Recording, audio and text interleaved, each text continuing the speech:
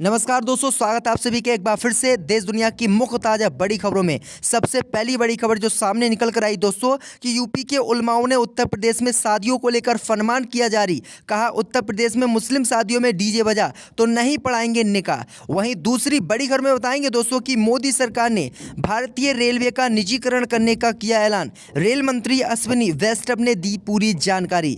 वहीं तीसरी बड़ी खबर में बताएंगे दोस्तों कि झारखंड के चाईबासा में 15 आदिवासी हिंदू परिवारों ने धर्म किया परिवर्तन, ग्रामीणों ने किया सामाजिक बहिष्कार, जंगल में जाने पर भी लगाई रोक। वहीं अगली बड़ी खबर में बताएंगे दोस्तों कि चीन के बाद अब जापान में कोरोना मचा रहा है तबाही। भारत में भी तबाही मचाने का खतरा, भारत में लग सकता है लॉकडाउन। वहीं आपको अगली बड़ी खबर में बताएंगे दोस्तों कि यूपी के अधिकारियों को योगी ने दी चेतावनी। यूपी में धार्मिक स्थलों पर फिर से लगाए जा रहे हैं लाउड स्पीकर, योगी बोले तत्काल इन्हें उतरवाएं।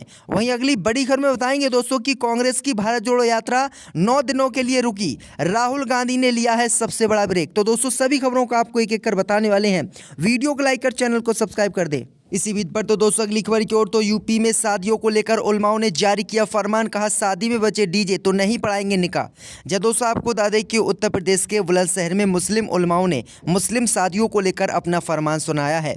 मौलानाओं ने कहा है कि अगर मुस्लिम शादी में नाच गाना होता है तो वे शादी में निकाह नहीं पढ़ाएंगे, अगर शादी में डीजे बजाया जाता है तो भी वो निकाह नहीं पढ़ाएंगे। ये फैसला बुलंदशहर के शाही मस्जिद में लिया गया है। उन्होंने आज के मॉडर्न ज़माने में शादी में फैली कुरीतियों पर प्रतिबंध लगाने का ऐलान भी किया है।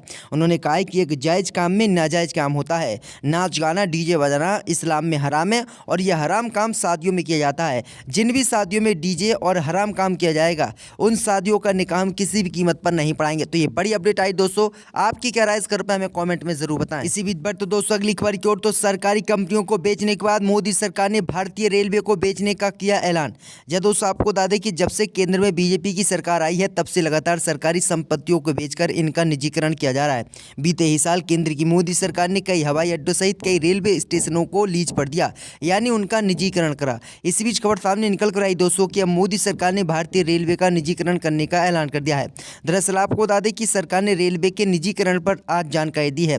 दरअसल आपको बता दें कि पिछले कुछ समय से ये खबर चर्चा में है कि सरकार रेलवे का निजीकरण कर रही है और साथ ही सरकार कई सरकारी संपत्तियों को प्राइवेट हाथों में सौंप भी चुकी है।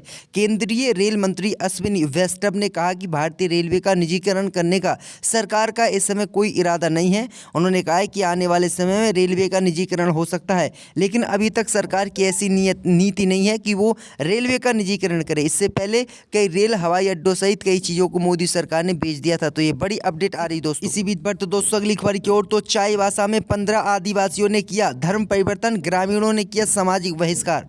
जब दोस्तों आपको बता दें कि चाईबासा में धर्मांतरण का मामला सामने आया है, जहां 15 आदिवासी हिंदू परिवारों ने धर्म परिवर्तन कर ईसाई धर्म को अपना लिया है, जिसके बाद ग्रामीणों ने उन परिवारों का सामाजिक बहिष्कार करते हुए उनके जंगल जाने पर रोक लगा दी है। इसके अलावा उन्हें कई चीज़ों की मनाही भी की गई है। झारखंड में धर्मांतरण की घटनाएं बहुत तेज़ी से बढ़ रही हैं। इसे रोकने के लिए कई संगठन क्षेत्र में काम भी कर रहे हैं। इसके बावजूद धर्म परिवर्तन की घटनाएं रुकने का नाम नहीं ले रही हैं। ताज़ा मामला कुमारडुंगी प्रखंड के खंडबंद गांव का है। खंडबंद गांव के लालगढ़ क्षेत्र में 15 हिंदू आदिवासी परिवारों ने ईसाई धर्म में धर्मांतर कर लिया। जैसे ही इस बात की जानकारी हिंदूवादी संगठन और गांव के लोग को हुई तो गांव के लोगों ने उनका विरोध किया। तो ये बड़ी अपडेट आ रही दोस्तों। इसी बीच पर तो दोस्तों अगली खबर की ओर तो चीन के बाद अब जापान में कोरोना मचा रहा है तबाही। जब दोस्तों आपको बता दें कि 3 साल पहले जब पहली बार कोरोना वायरस के बारे में आम लोगों को मालूम चला तब एक बात थी कि जो काफ़ी दोहराई गई थी कि कोरोना का असर बेहद लंबे समय तक नहीं रहेगा, जल्दी इंसान इस वायरस को अपने अनुकूल में ढाल लेगा। लेकिन 3 साल बाद भी खतरा टला नहीं है, बल्कि ये कोरोना वायरस अपने रूप में मामूली बदलाव कर मानव जाति के लिए अभी भी उतना ही जानलेवा बना हुआ है। फिलहाल चीन में कोरोना से बिगड़े हालातों ने पूरी दुनिया को चिंता में डाल दिया है और ये अब मामला जापान भी पहुंच चुका है। अगर दोस्तों हम बात करें तो चीन के बाद जापान में सबसे ज़्यादा कोरोना वायरस के मामले आ रहे हैं और जापान में अब तक 800 लोग की मौत कोरोना वायरस से हो चुकी है और ये वायरस अमेरिका में भी प्रवेश कर चुका है। तो चीन, अमेरिका और जापान में ये वायरस इस समय बहुत तेज़ी से चल रहा है, जिससे मोदी सरकार की मुश्किलें बढ़ी हुई है। भारत में भी ये वायरस फैल सकता है। इसी बीच पर तो दोस्तों अगली खबर की ओर तो यूपी में धार्मिक स्थलों पर फिर लगे लाउड स्पीकर पर सख्त हुए योगी आदित्यनाथ, अधिकारियों को दी उतरवाने की चेतावनी। जय दोस्तों आपको बता दें कि उत्तर प्रदेश के मुख्यमंत्री योगी आदित्यनाथ ने प्रशासनिक अधिकारियों को चेतावनी देते हुए कहा कि कुछ जिलों में धर्म स्थलों पर दोबारा लाउड स्पीकर लगाए जा रहे हैं। उन्होंने कहा कि ये उल्लंघन स्वीकार्य नहीं है। मुख्यमंत्री ने संपर्क संवाद कर आदर्श स्थिति बनाए रखने के निर्देश दिए हैं। मुख्यमंत्री योगी आदित्यनाथ ने देर शाम अपने 5 कालिदास मार्ग स्थित सरकारी आवास पर शासन के वरिष्ठ अधिकारियों और जोन, रेंज और जिला स्तर के अधिकारियों के साथ राज्य में कानून व्यवस्था की स्थिति की समीक्षा की। इस दौरान उन्होंने अधिकारियों से क्रिसमस के त्यौहार को सकुशल संपन्न कराने की कही और धर्मांतरण की घटना न हो, इस पर भी रोक लगाने की हिदायत दी। साथ ही धर्म स्थलों पर दोबारा लगाए जा रहे लाउड स्पीकर को हटाने के लिए योगी आदित्यनाथ ने आदेश जारी किया और जो अधिकारी है उनसे कहा है कि लाउड स्पीकर दोबारा से जिन धार्मिक स्थलों पर लगाए गए हैं उन पर तत्काल कार्रवाई की जाए और उन्हें हटाया जाए। इसी बीच पर तो दोस्तों अगली खबर की ओर तो 9 दिनों के लिए रोकी गई कांग्रेस की भारत जोड़ो यात्रा। जब दोस्तों आपको बता दें ये बड़ी खबर सामने निकल कर आई दोस्तों की कांग्रेस सांसद राहुल गांधी ने आज सोमवार को अपनी दादी और पूर्व प्रधानमंत्री इंदिरा गांधी, अपने पिता राजीव गांधी, विजय घाट पर लाल बहादुर शास्त्री, सदैव अटल में अटल बिहारी वाजपेयी को श्रद्धांजलि अर्पित की। 7 सितंबर से 3500 किलोमीटर से अधिक लंबी कन्याकुमारी से कश्मीर तक की भारत जोड़ो यात्रा का नेतृत्व कर रहे राहुल गांधी यात्रा के 9 दिनों के ब्रेक के रहते दिल्ली में मौजूद हैं। भारत जोड़ो यात्रा 3 जनवरी को फिर से शुरू होगी। वहीं आपको बता दें कि भारत जोड़ो यात्रा को 9 दिनों का विश्राम दिया गया है और राहुल गांधी अब दिल्ली में अपने घर ठहरे हुए हैं। तो ये बड़ी अपडेट आई दोस्तों कि 3500 किलोमीटर चलने के बाद राहुल गांधी ने अपनी भारत जोड़ो यात्रा को 9 दिन के लिए रोक दिया है। इसी बीच पर तो दोस्तों अगली खबर की ओर तो बीजेपी ने कराया आंतरिक सर्वे, 40% विधायकों की रिपोर्ट निगेटिव, सीएम शिवराज ने की बैठक। जब दोस्तों आपको बता दें कि मध्य प्रदेश में विधानसभा चुनाव में अब 1 साल का समय रह गया है। ऐसे में राजनीतिक दलों ने तैयारियां शुरू कर दी हैं। प्रदेश के मुख्यमंत्री शिवराज सिंह चौहान ने एक आंतरिक सर्वेक्षण के बाद राज्य में बीजेपी के 127 विधायकों के साथ बैठक की है, जिसमें लगभग 40% विधायकों का प्रदर्शन खराब और असंतोषजनक पाया गया है।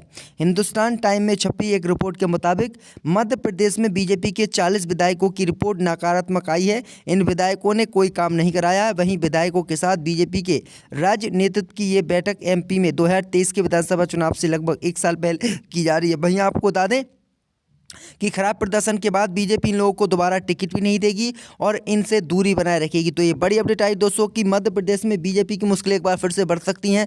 बीजेपी मध्य प्रदेश में चुनाव 2023 में हार सकती है। इसी बीच पर तो दोस्तों अगली खबर की ओर तो तुनिसा शर्मा की मौत, लव जिहाद का मामला, एकनाथ शिंदे के विधायक ने किया दावा।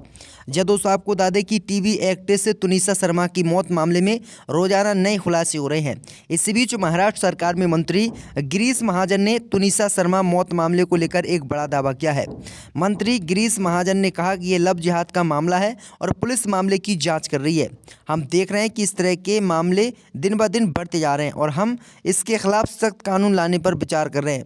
महाराष्ट्र सरकार में मंत्री और भाजपा नेता गिरीश महाजन ने रविवार को यही दावा किया है।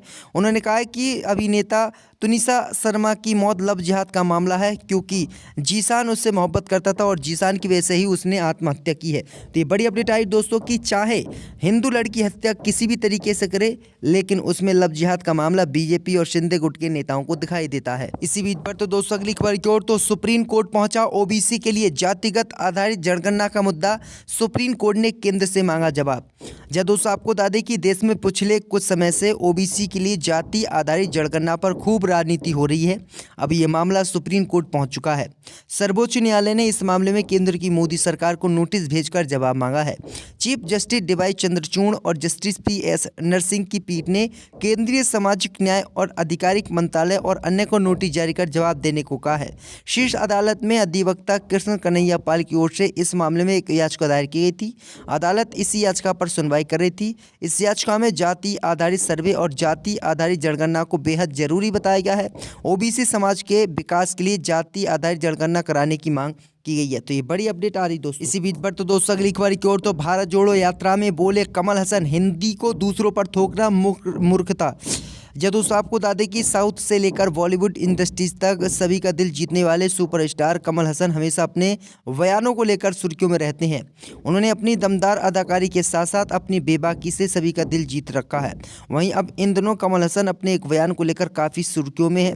दरअसल आपको बता दें कि सुपरस्टार ने हिंदी भाषा को लेकर एक बयान दिया है और ये बयान उनके लिए मुसीबत बनता जा रहा है। दरअसल आपको बता दें कि कमल हसन ने केरल से सांसद जॉन ब्रिटास का एक वीडियो रीट्वीट किया है।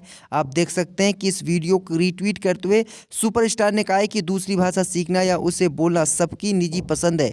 हिंदी को दूसरों पर थोपना मूर्खता है, जो थोपा गया है उसका विरोध किया जाएगा। तो ये बड़ी अपडेट आ रही। दरअसल आपको बता दें कि ये ट्वीट उन्होंने तमिल में किया है, क्योंकि गृह मंत्री अमित शाह बीते ही दिनों तेलंगाना गए थे, आंध्र प्रदेश गए थे। उन्होंने कहा था कि पूरे इन दोनों राज्यों में हम जो है हिंदी भाषा को कंपलसरी करेंगे, लेकिन उनमें तमिल भाषा चलती है।